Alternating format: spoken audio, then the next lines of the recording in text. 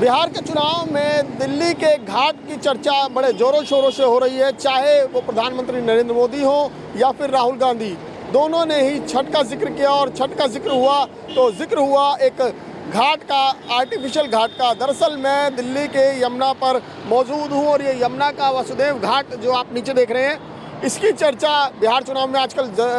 ज़रूर सुनाई दे रही है। दरअसल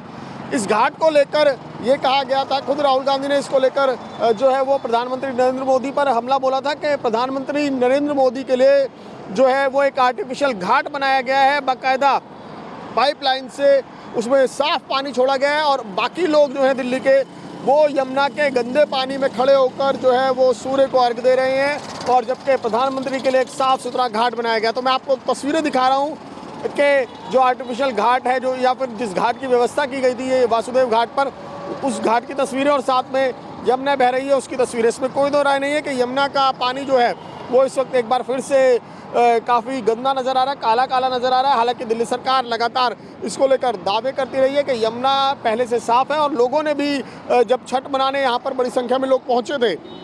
तो उन्होंने भी इस बात को स्वीकार किया था कि पिछले कुछ सालों के मुकाबले यमुना जो है वो थोड़ी बेहतर नज़र आ रही है, सुविधाएं कुछ बेहतर नज़र आ रही हैं। लेकिन इस घाट की चर्चा लगातार जो है वो बिहार चुनाव में सुनाई दे रही है, गूंज सुनाई दे रही है और यही वो आर्टिफिशियल घाट है जिसकी व्यवस्था की गई थी कि प्रधानमंत्री नरेंद्र मोदी जब यहाँ पर उगते सूर्य को अर्घ्य दिया गया, जब छठ पर्व के आखिरी दिन, तो उस दिन सुबह यहाँ पर मौजूद रहे। तो उस दौरान इसको लेकर राहुल गांधी ने बिहार में निशाना साधा कि प्रधानमंत्री नरेंद्र मोदी के लिए एक आर्टिफिशियल घाट की व्यवस्था की गई। ये छठ को लेकर जो है वो छठ से उन्हें कोई मतलब नहीं है, वो इस बात को लेकर भी ड्रामा कर रहे हैं। तो ये बात राहुल गांधी की तरफ से कही गई, जबकि प्रधानमंत्री नरेंद्र मोदी ने ये कहा कि राहुल गांधी का बयान जो है वो सीधे सीधे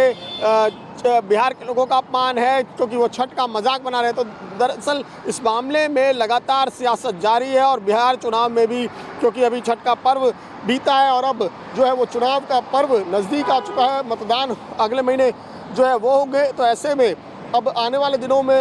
ये दिल्ली का ये आर्टिफिशियल घाट या दिल्ली की यमुना कितनी चर्चा का विषय बिहार में बनती है, ये भी देखने वाली बात होगी। कैमरा पर्सन सुनील के साथ विमल कौशिक, न्यूज़ 24 दिल्ली।